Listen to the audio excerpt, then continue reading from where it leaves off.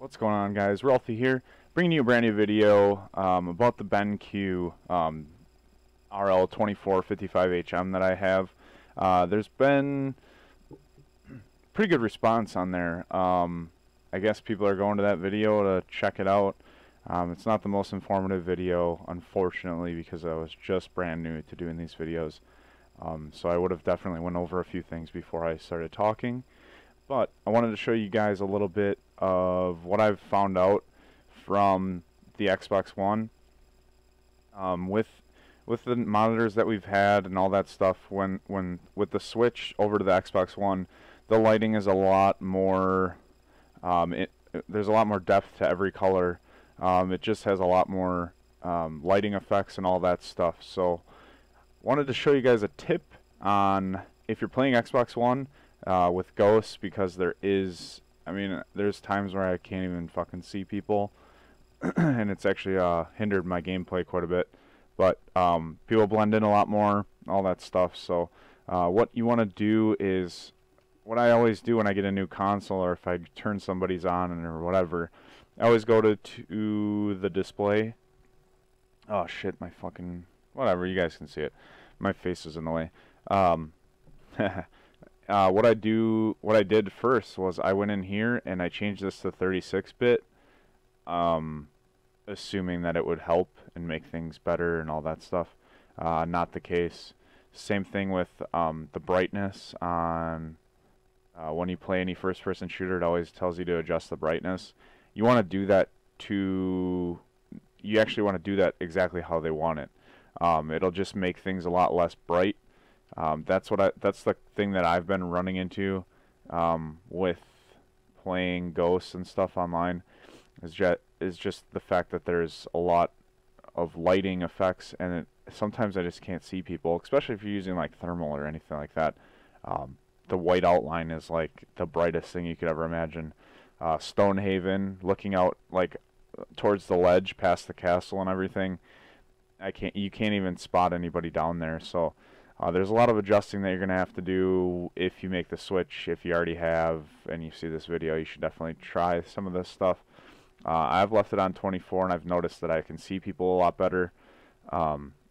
Again, you got to bounce around and play with it a little bit. And then I was going to go over my my settings on my BenQ, because my other settings video sucks.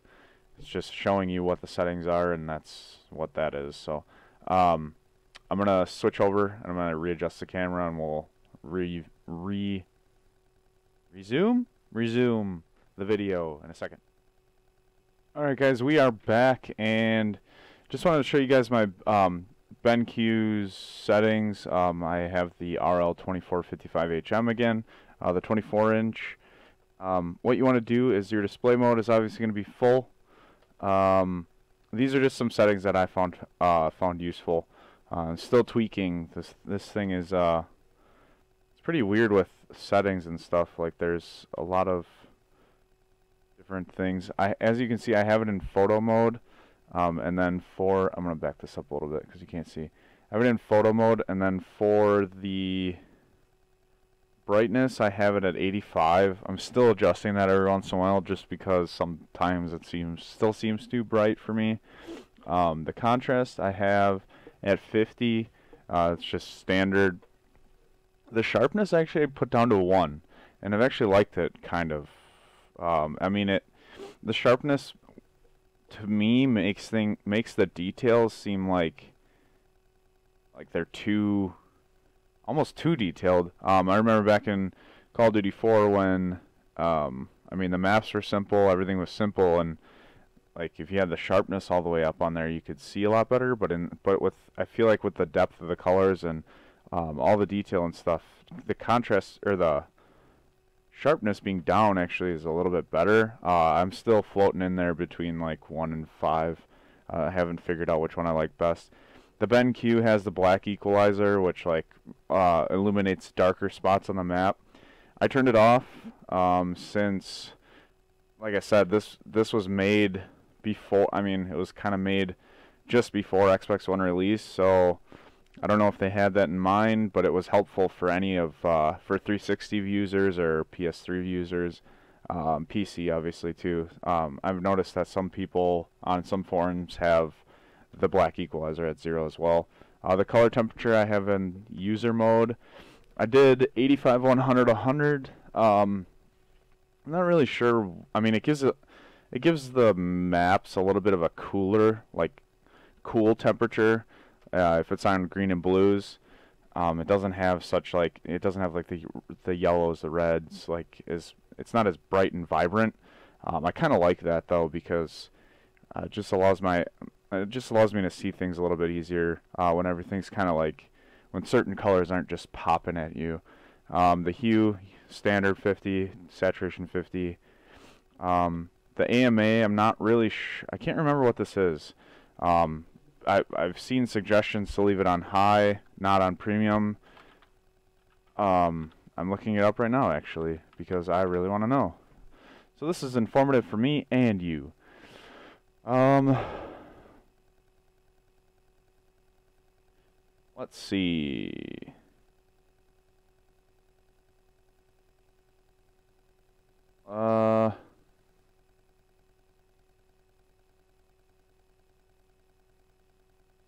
It's overdrive technology. If you want quality motion, get an IPS panel. Dump the blah blah blah.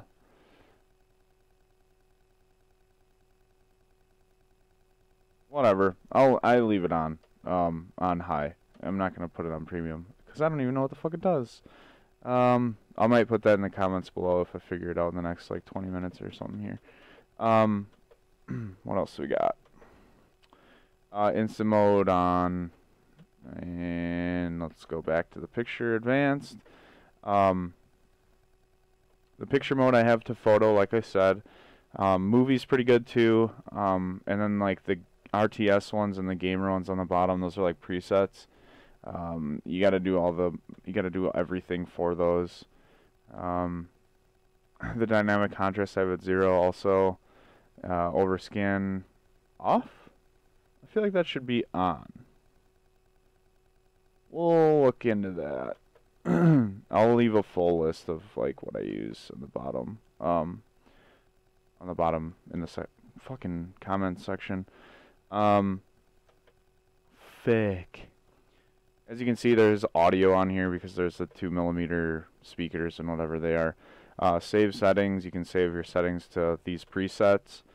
The volume right there is for these speakers. They're terrible. If you want to use them for TV, fine. If you want to use them for like Netflix, it might be fine, but I would suggest never using them for anything else because they're bad. You want to get a headset. This thing times out all the time. I have to keep going back into it. You want to use a headset. You want to use some external speakers if you have them. But yeah, I obviously suggest a headset. And then you can see you can change your custom keys and stuff. All that stuff is pretty much standard. And then you can also mute the volume in the back if you wanted to. So if you have it on your preset and it's at 100, you can just mute it quick and then unmute it. I'll show you. I have my volume all the way down, so it doesn't matter. So my mute is on too. Let's see. And then you have your input, your display, your I have volume on the top as my preset, so I can just switch it quick. And then that is it for this.